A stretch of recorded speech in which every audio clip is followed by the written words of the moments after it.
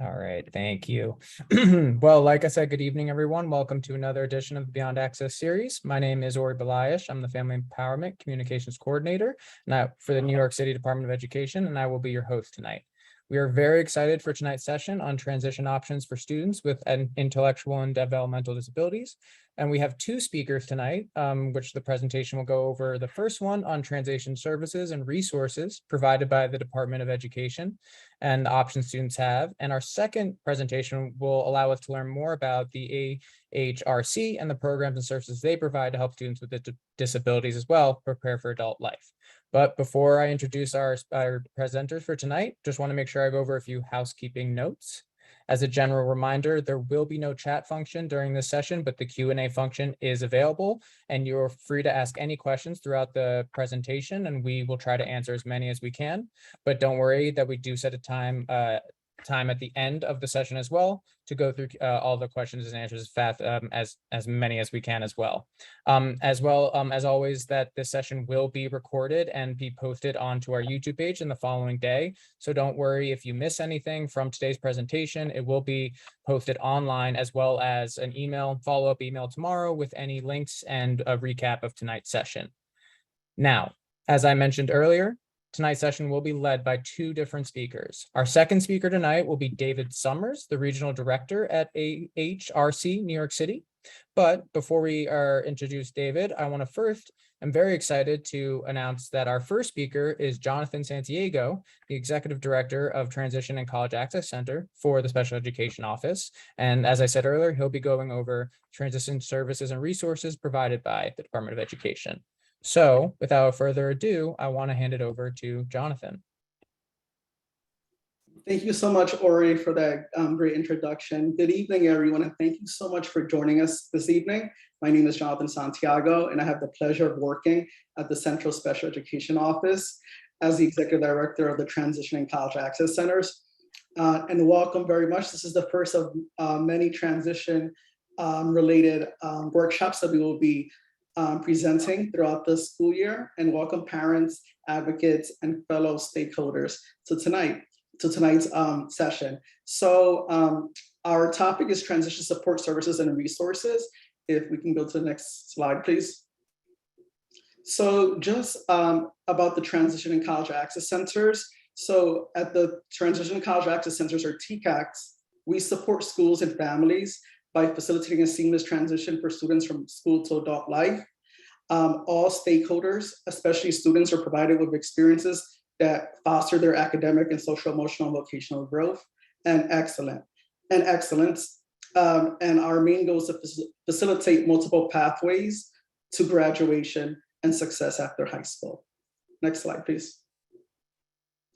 So our stakeholders within our office are students, families, educators, community-based organizations, business entities, and post-secondary institutions. Next slide, please. So our goals in our work, we provide work-based learning and other vocational opportunities. We provide access to college and career learning experiences. We train school staff on the administration of age-appropriate transition assessments. We engage families in the transition planning process through family-centered workshops and information sessions. We develop and lead ongoing professional development for staff in the area of college and career readiness and transition planning services. Next slide, please. So what is transition? So transition services means a coordinated set of activities for a child with a disability that is designed to be within a results-oriented process that is focused on improving the academic and functional achievement of the child with a disability. It is based on an individual child's needs, and it is related to instruction, related services, community experiences, the development of employment and other post-school adult living objectives, and if appropriate, acquisition of daily living schools. Transition services for children with disabilities may be special education and provided as specially designed instruction or a related service. Next slide, please. So at the Transition and College Access Centers, or TCACs for short, We do support and have customized supports for students with disabilities. We have transition consultancies for families and for students. We offer post-secondary guidance. We create career connections. We support with vocational programs, college awareness, family consultancies, independent living, work-based learning opportunities, and also internships. And this service is offered throughout the 5 boroughs. Next slide, please. So one of our work-based learning programs, which a lot of our partners and different schools and families are familiar with throughout the 5 boroughs, is the Training Opportunities Program, or TOP. And the TOP program is designed to support schools' efforts in guiding students with IEPs through work-based learning experiences. Students are expected to, well, this also includes career-focused research projects, school-based enterprises, job shadowing, and internships with industry partners. And of course, this also, we follow all health and safety regulations at our respective internship sites and schools as well. Next slide, please. So we also have a partnership with the New York State Education Department and also Access VR to provide pre-employment transition services, or PREETs. And so PREETs are a series of 5 deliverable services for students that are provided by our office. And this includes post-secondary counseling for students, job exploration counseling for students, self-advocacy, workplace readiness, and work-based learning. Next slide, please. So regarding for eligibility, students have to be between the ages of 14 through 21, and students can be available to receive services throughout the school day or between 4 and 8 p.m. So regarding the transition services that we at TCAC offer throughout the 5 boroughs, we offer transition services from 8 a.m. to 8 p.m. Monday through Friday. So we're always supporting families or students through one of our programs. PREETs is one of our later evening programs. And we do have team members supporting families through PREETs and other transition services. So every day from 8 a.m. to 8 p.m. Next slide, please. So I also wanted to discuss some of the partnerships that we have. One of them is with the Office of People with Developmental Disabilities, or OPWDD. Next slide, please.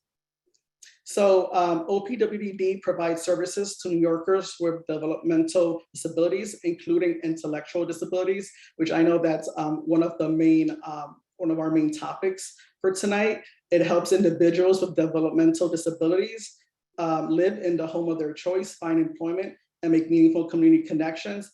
And the services include Medicaid-funded long-term care services, residential services, family support services.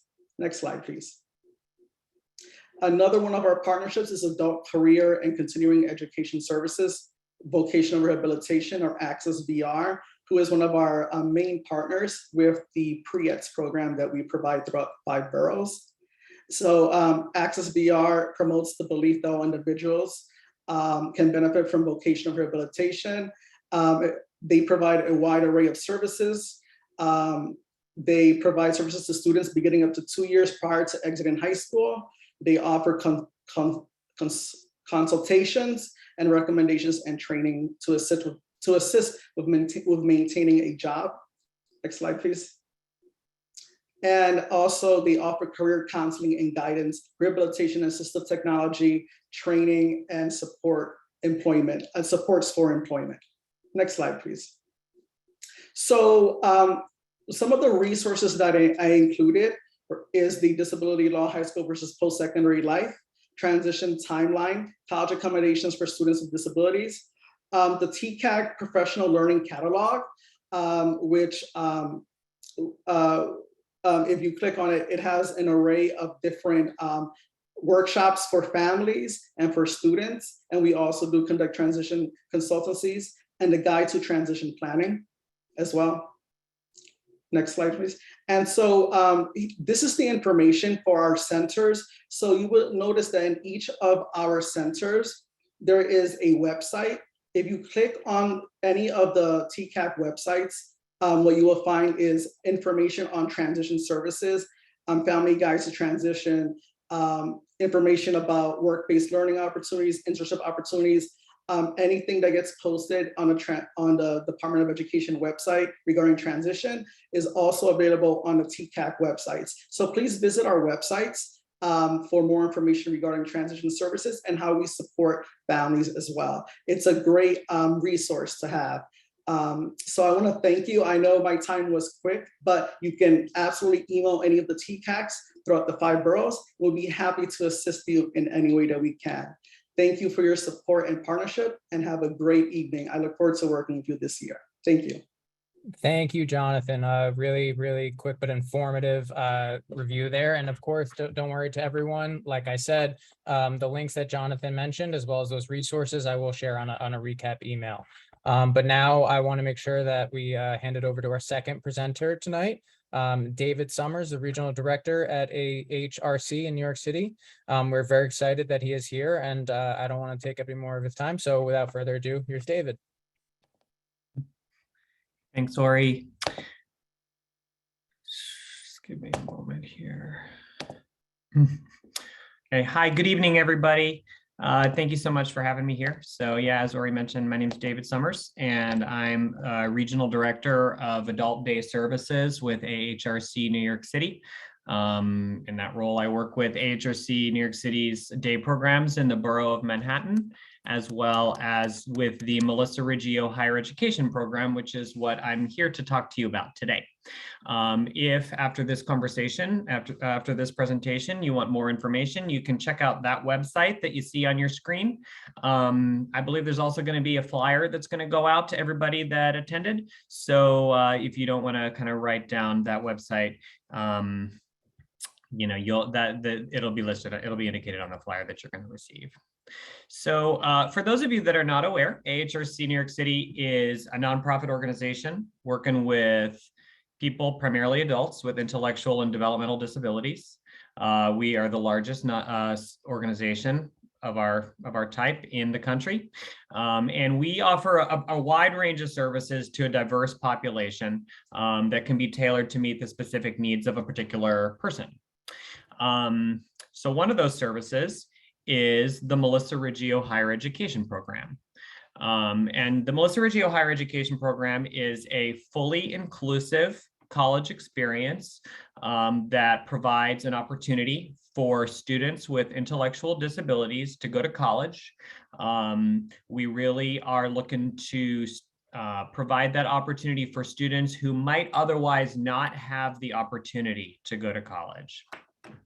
So currently, we are offering this opportunity at the College of Staten Island, Kingsborough Community College. We've been partnering with those colleges since 2008. So this is our 15th year that we're starting there.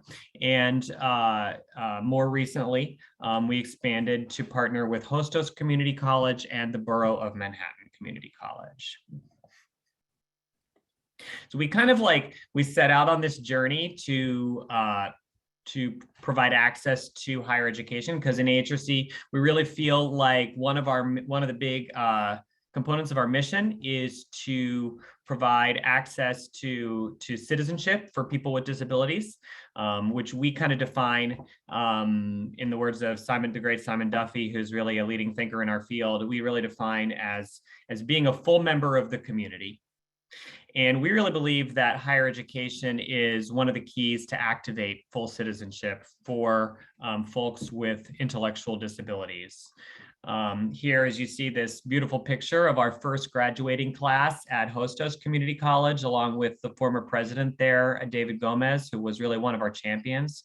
And we really feel like a diploma or a credential really signifies achievement for anyone, and certainly for folks with intellectual disabilities. And by activating full citizenship, we take a big step towards maximizing the ability of people to control the course of their lives.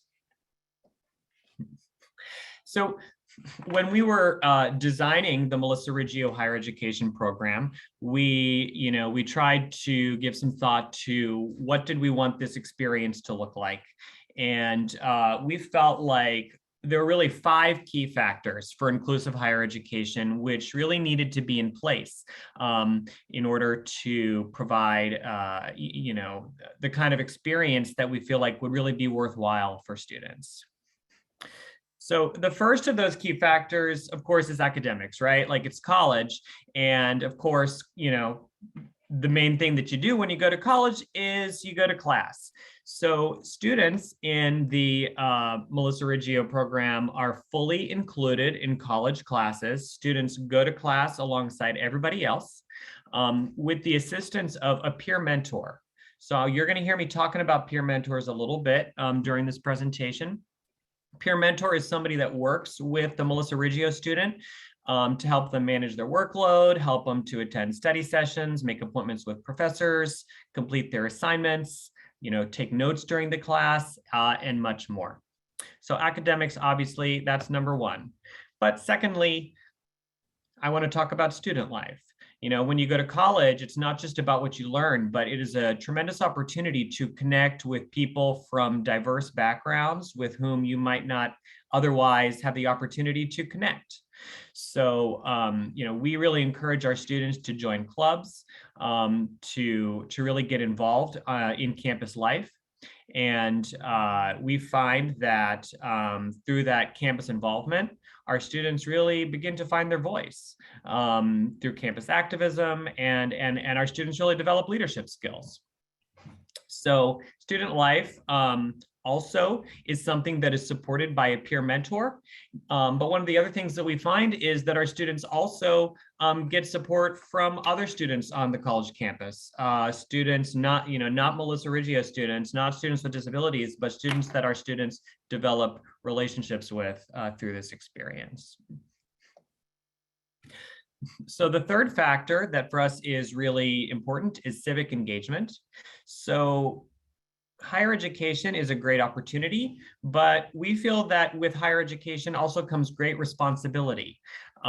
We really encourage our students to involve themselves in volunteerism in their local communities. We support our students to work in their local communities to make a positive difference and a positive impact.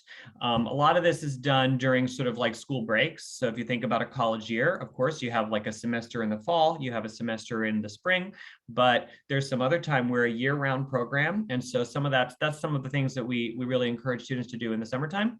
And we want our students, it's sort of part of their sort of personal growth to really get to know themselves and develop an identity as somebody who really has a capacity to make a difference. So fourth, self-advocacy is a really important part of this experience. We want to make it clear from day one that this is not mom's program or dad's program. This is a student's program. And both through kind of like direct instruction on disability history and social issues, as well as creating a space for group dialogue, we really encourage our students to advocate for themselves and to become empowered to make decisions for themselves, as well as to become advocates for the broader disability community. And last but not least, internships are a really big part of the experience. So, one of the main reasons why a lot of people go to college is because they want to get a better job afterwards. And that is the case for many of our students as well. So we talk about career development early on in the experience, and throughout the experience, students spend a lot of time in career exploration through internships, both on and off campus. That is a really important and required part of the experience, which we feel puts students on a better path for post-college employment. So I want to come back to this because sometimes people are like, okay, so what is the program? So I want to again reiterate, the Melissa Riggio Higher Education Program is an opportunity for students with intellectual and developmental disabilities to go to college in a fully inclusive experience. Students pursue lifelong learning. They gain responsibilities and they learn collectively alongside everybody else that goes to college there. We believe that the program prepares students with intellectual disabilities for adult life in a number of ways, through education coursework, through campus life, through civic engagement, through self-advocacy, and through career development. So you heard me mention peer mentors a couple of times. So peer mentors are typically other college students. They're students on campus who share a lot of the same interests, dreams, and goals of the Melissa Riggio students. Peer mentors get paired up with Melissa Riggio students. They learn together, they go to classes and internships together, and they enjoy campus life together. They spend their days together, and this creates an opportunity both for Melissa Riggio students as well as for peer mentors to experience college in a new way. And I also want to say, and make it clear that peer mentors are also paid employees of AHRC New York City. All of our peer mentors undergo a thorough and rigorous background check that is required of everybody else that works for AHRC New York City. They all receive substantial training to provide supports to people with intellectual and developmental disabilities, with a focus on supporting those folks in a college setting. And peer mentors, they spend the whole day with our students. So sometimes people will come to me and they'll say, but David, what are you talking about? I don't know if my son or daughter, or I don't know if I am ready to just be in the middle of a college campus navigating that complex environment all by myself. And that's not what we're asking you to do. We are going to have a peer mentor with you, every step of the way, and they're there to provide a little bit more support when you need it, and they're also there to kind of step back when you don't need it. So this is a college experience, and because it's a college experience, you have to apply. So those of you who are in attendance today, it's a perfect time to be here because the fall 2023 admissions are well underway. The application deadline is upcoming, but you still have plenty of time to get your application in. So firstly, who should apply for this program? So this program is, it's for people with intellectual disabilities who reside in the Bronx, Brooklyn, Manhattan, or Staten Island. Now, those folks may apply to attend the college, which is located in their borough of residence. We do get a lot of applicants, and we do encourage and really request that students apply to the participating CUNY campus in their borough of residence. Additionally, applicants need to be eligible for services from the New York State Office for People with Developmental Disabilities. They also need to be enrolled in the Home and Community-Based Services Waiver and have a care manager from a care coordination organization. So you heard Jonathan talking about some of that stuff a little bit earlier. We meet applicants who are at various stages of that process. Some people have all their ducks in a row, some do not. I definitely encourage you to work locally at the school level to navigate that process, but we're also here to help you with that process as well. So those are sort of the folks that are eligible for the program. But another question that we often get is, who's like a really good candidate for the Melissa Riggio Higher Education Program? We are not able to accept everyone that applies to the program. Through our partnerships with our partnering colleges, we can accept about 5 to 6 students per year. We typically get more applicants than that. But don't be discouraged. We really encourage people to apply. And sometimes folks, they might not be accepted on their first year, but they might be accepted on the second year if they, want to apply again. But anyway, I really encourage folks to apply. So, some of the things that I think are really important is, include that applicants have some basic literacy skills in reading and writing. It can be really challenging for somebody if they don't have any of those skills when they get to college.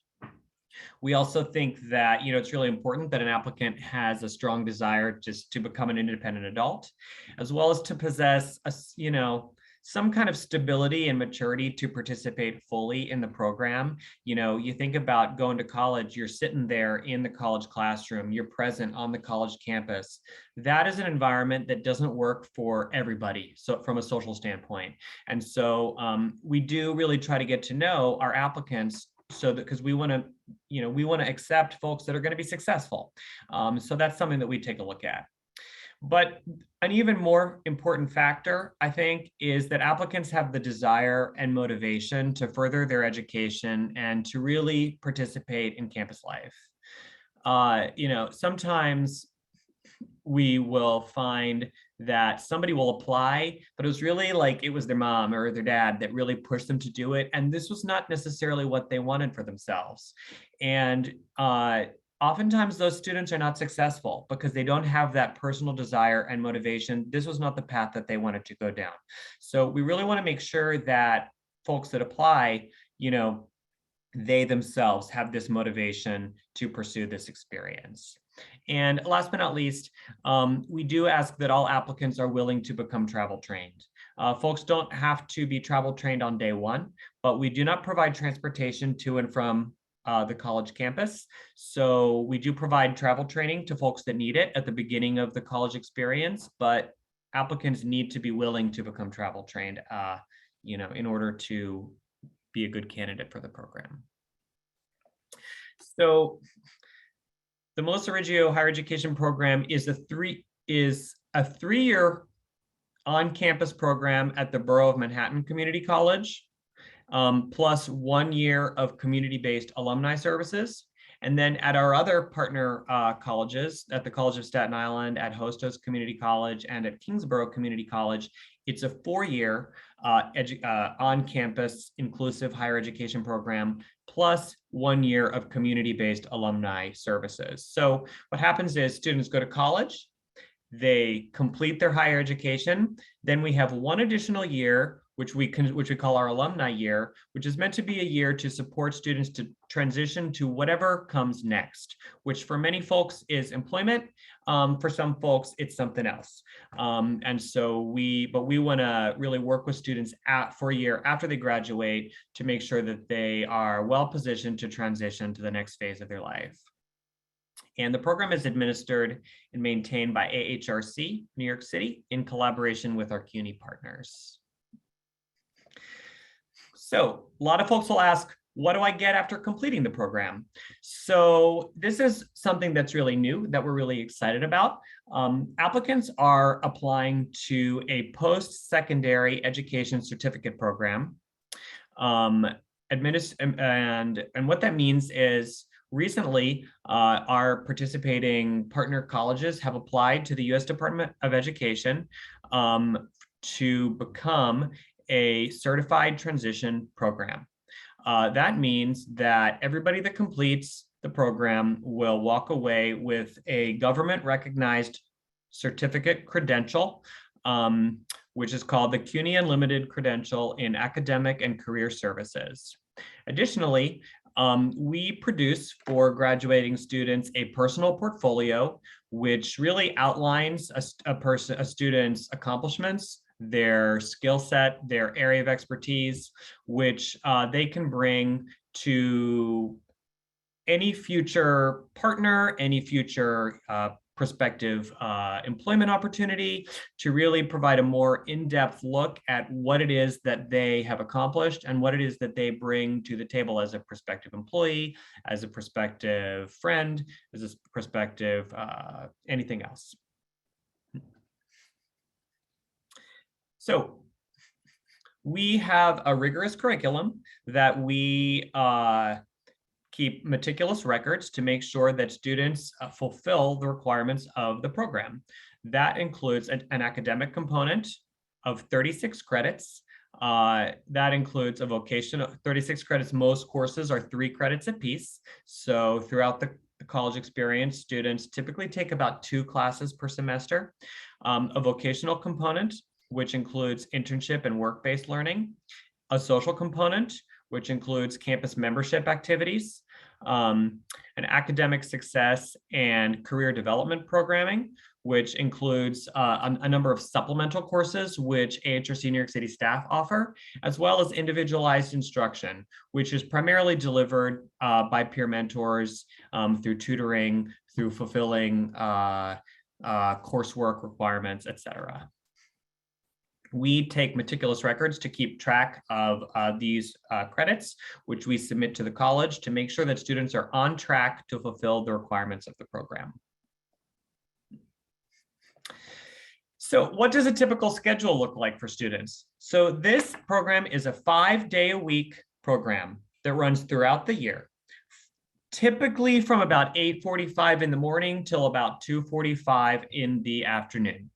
Students typically take 2 to 3 college courses per semester, which are the inclusive classes on campus offered by the college. And students typically also take 2 additional, what we call supplemental courses per semester, which are offered by AHRC New York City. And those usually are things around money management. Those are things around developing healthy relationships, self-advocacy, career planning, some of the other kinds of things that we feel that students will really benefit from as they plan out the rest of their life. When class is not in session, course assignments are completed during program hours. We try to avoid, and we really don't send people home with homework. And students also participate in career development and work-based learning opportunities, such as on and off campus internships. So really important to state that this is a year-round program that is 5 days a week. So it is a commitment. So if somebody's not really willing or interested to make that commitment, again, it might not be the program for them. So the question is, how can I apply? I hope that you're interested in what I've described. If you would like to be interested, you can visit our website. The application is up. You can go to our website. You can apply today if you want. It is a 2-part application.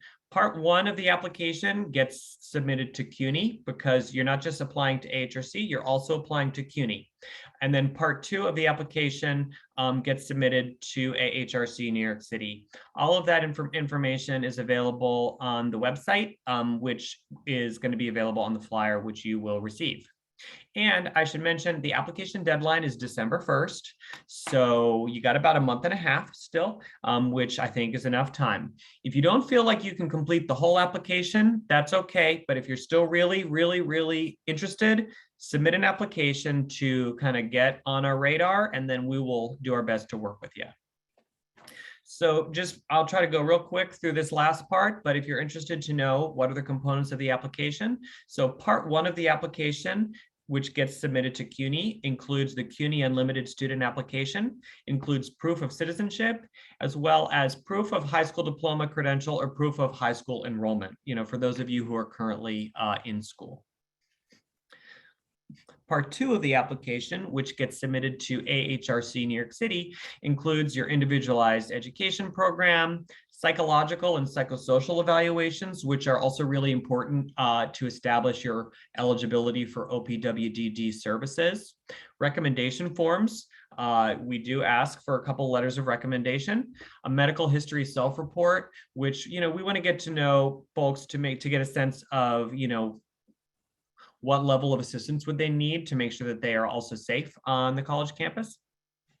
A HIPAA 2 form, that's like a privacy release form, which allows us to share information with the college to kind of navigate this admissions process seamlessly, as well as a cover sheet, which really is a document that the student can complete that gives the applicant a little bit more of an opportunity to tell us a little bit more about themselves in their own words.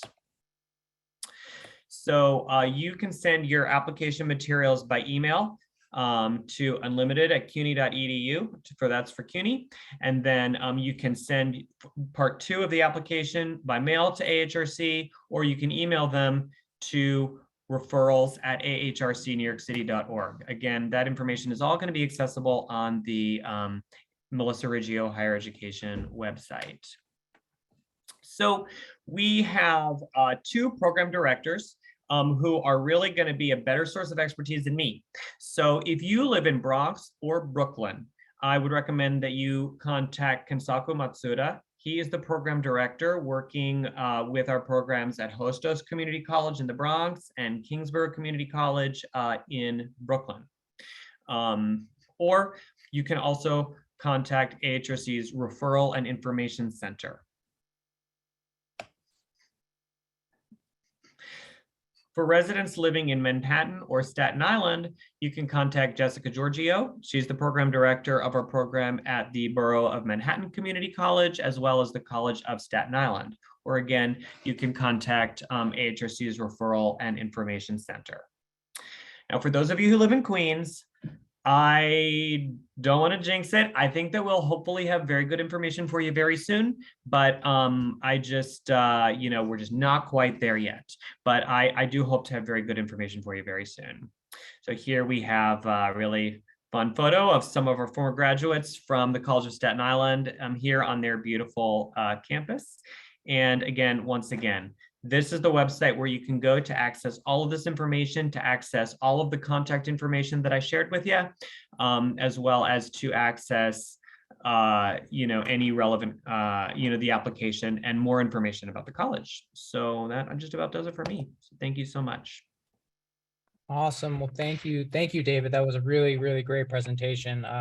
And everyone who's still here, feel free to throw your questions into the Q&A. I know we have a couple here already, but obviously this is your chance if you have any questions after that presentation.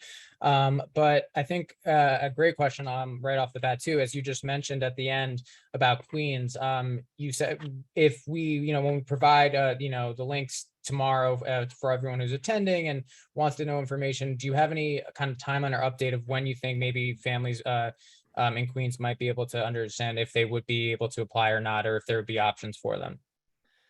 Yeah, great question. So I would encourage folks in Queens to apply. Right now, there's not sort of like the administrative infrastructure in place. So I would be probably the primary point of contact for Queens.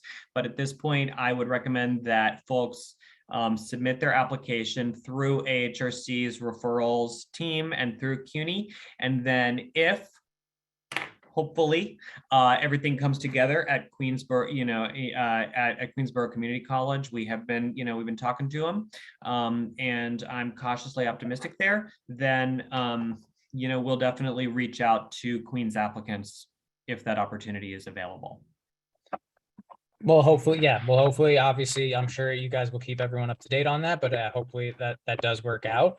Another interesting question that we got, which is, I think, very straightforward, but, what I don't know if it was touched upon in any great detail, but the cost of the application or the actual, the whole program and it for the parent. Is there any specifics on that for us?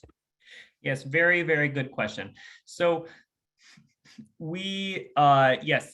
There is a cost which is primarily covered. The way it works is if somebody applies, we will hold a more in-depth information session for folks that apply, which will go into a little bit more detail into this stuff. I'm not the expert on this part, but we encourage families to apply for financial aid. The tuition and fees are set to within the maximum Pell Award. So if somebody applies for financial aid, our CUNY partners will look and see what type of Pell Grant will they receive. At this time, we are committed to making sure that cost is not an obstacle for anybody. So I know that there may be some families for whom, we live in a city that has a diverse socioeconomic, population. Some folks, tuition may not be an issue. Some folks, it may be. We are committed to ensuring that there's a spot for the best applicants that apply, the strongest applicants that apply every year. So there is tuition. Tuition ensures full access to the college and to all of the college services and enables us to become fully recognized and officially recognized members of the college community, which is really important to connect with career services, to connect with all of the other things that the campus has to offer. But we definitely will work with you on that part. So I don't want that to scare anybody away. No, that's very good. That's great. That's good information to have. I'm sure that, just so they know that there is a process to obviously kind of help and work on that. And a great question as well as a follow-up to that, which is, I know you went a little bit into like how you guys track the certain credits and like what the students will be earning each, and how you guys track it. Do you have any kind of, I guess, what would be the average time for students taking them to graduate? And then is there anything from the program, like in terms of tracking them after graduation, making sure that they're more settled even after the program? Yep. So we have, for our students that attend BMCC, and this is largely based on the nature of our partnership with each college, for students attending BMCC, students go to college for 3 years. For students attending, and then for students attending our other partner colleges, they go to college for 4 years. After their college year is completed, we have an Alumni Year, which is meant to support students to transition to whatever comes next. For some students, that means getting a job, and different students need different levels of support to have a job. Some folks need to be enrolled in SEMP, in supported employment, or get additional employment supports from an agency like Ahrc. Some folks work fully independently and they don't need that level of support. And then some folks decide that they want to continue to get day program supports from an organization like Ahrc. And some folks don't want anything like that. They really, they have other kind of connections and in their personal life that they feel, kind of rounds out their life, and they don't feel that they need that level of support. So, we work with students during that alumni year to make sure that they are getting connected with a range of supports and services, whether from Ahrc, whether from outside agencies, or whether, it comes down to just supporting people to connect with, develop connections in their personal life that don't require an agency like Ahrc to be kind of like a mediator. So it's really person specific. But we're really committed to making sure that everybody's on the right track. No, that's very reassuring, I'm sure, making sure that even after the program that they're, kind of, obviously it's on an individual basis, but to let know that there still is support for them kind of after the program. And something actually, that you mentioned through and during your presentation was obviously the being able to apply, but then even if you don't, get in, you can always reapply the following year. But for, any students or for families who don't want to be discouraged if they don't get in, do you have any advice or kind of tips, for that, reapplying that second year, kind of how they could better improve their chances and their odds for, getting into the program, obviously on their second try around, or if there's anything they can do in the meantime to still support that student? Yeah, I would, that's a great question. So the teams the Melissa Riggio staff that work more closely with the college will notify you if you are or are not accepted. Obviously, notifying folks that they were not accepted is a difficult conversation. But I think that's a good opportunity to really speak with the program. So the management of the program management that'll be connecting with you to really get a sense of, was I close, so to speak, or not? We have over the years had some folks that enrolled with other Ahrc programs, and we really spent a year focusing on some of the skills that we really felt like were missing or were not quite there. And sometimes it's just the nature of the applicant pool, because we can only accept kind of like 5 students per year. And so we try our best to identify the students that we feel have the most potential for success based on the admissions process, which starts with the application. There's also going to be an on-campus trial that we will invite students to attend. So it may just be a matter of kind of like the competition that year, you know, so and it's hard to predict.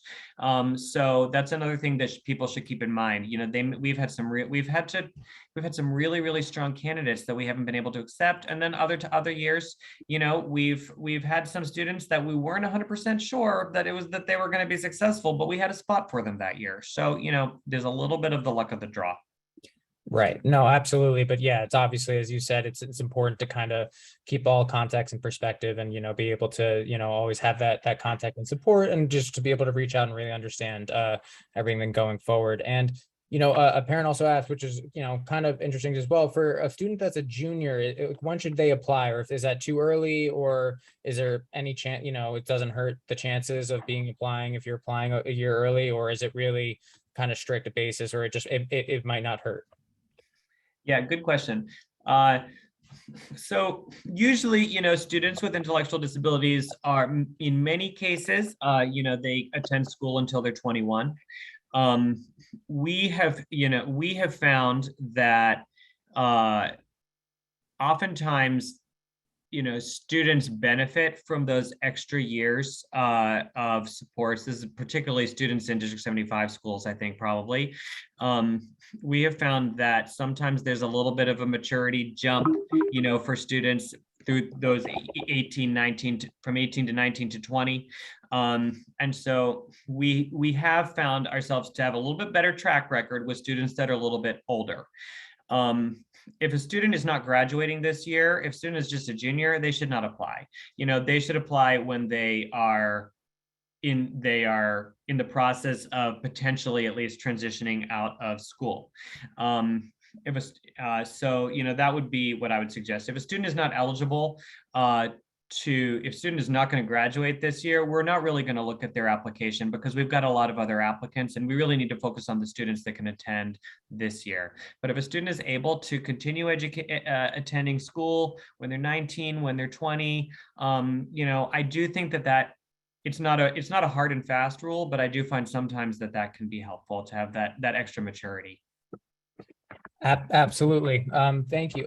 I do have one more question that popped up for you, but I think you really are we're getting a lot of questions actually about, you know, other programs, as it seems, you know, the Melissa, you know, program, it seems like a really great program, but for families who are worried that they may not, you know, be able to get in and they want to know their other options, this question actually is a little bit more for Jonathan. I don't know if Jonathan, if you're still here, you can just talk about if there are other college support programs, you know, or maybe any kind of upcoming fairs or any kind of upcoming webinars or programs that will allow families to learn more about all the other options that there are. Yeah, absolutely. And thank you for that question, Ori, and families that are attending. So we do have partnerships with several colleges within each of the boroughs. We do have a great partnership with CUNY and SUNY. Some of the other programs that we have worked alongside with CUNY includes CUNY Leads, Project Reach, and CUNY Leads Plus, which are some of the other college programs. And these programs link employment, academics, and disability services. We also do help students with supporting them to contact the Office of Disability within college campuses. And throughout many of our workshops and family events, we do have admission counselors and team members from their offices of disability that do come and do present to our students, schools, and families. Also, our transition college access centers in each borough, we do have college-focused workshops for students and families as well. Prior to the pandemic, we did have a transition fair in each of the 5 boroughs, and so these transition fairs were regarding college and career readiness and post-secondary readiness. We did have a lot of college colleges, both private and public, represented at these specific transition fairs. We did go virtual during the pandemic, but this year we are looking forward to bringing it back live. So once we get the final dates for those specific transition fairs, we'll be very happy to share that and to have and to invite the families within the 5 boroughs. Perfect. No, that's very informative, and I'm sure to everyone is watching as well, that we'll make sure to really, like I said, there were a lot of links that Jonathan offered that I'll make sure to compartmentalize and put into the recap email. So don't worry about not getting the information from tonight's webinar. I want to also, I think this was actually answered, David, I just want to go back to you. I think this was actually answered a little bit, but I just want to make sure as this question popped up. But for the program, it's anyone can apply, right? It doesn't have to be for public or private or non-public, like anyone can apply to the program? Anybody can apply. If somebody does not have an intellectual disability, we are not going to accept them. We are accepting students who might not otherwise have a path to go to college. We find if somebody does not have an intellectual disability, we tend to think that they might be able to access college with other supports, such as through the accessibility office. So, I do want to be clear about that part. Okay, perfect. Yeah, no, that obviously, of course, that's with a given, but obviously we just want to make sure. It's a very a little bit of a question here.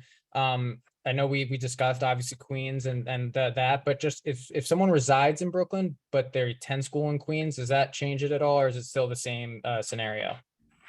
So we are asking folks to apply in the college, in the borough where they live.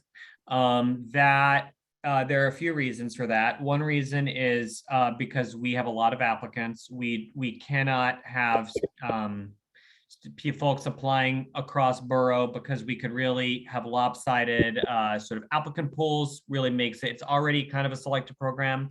But additionally, we're really, trying to support folks outside of their college time to, through some of the civic engagement stuff, through some of the community internships.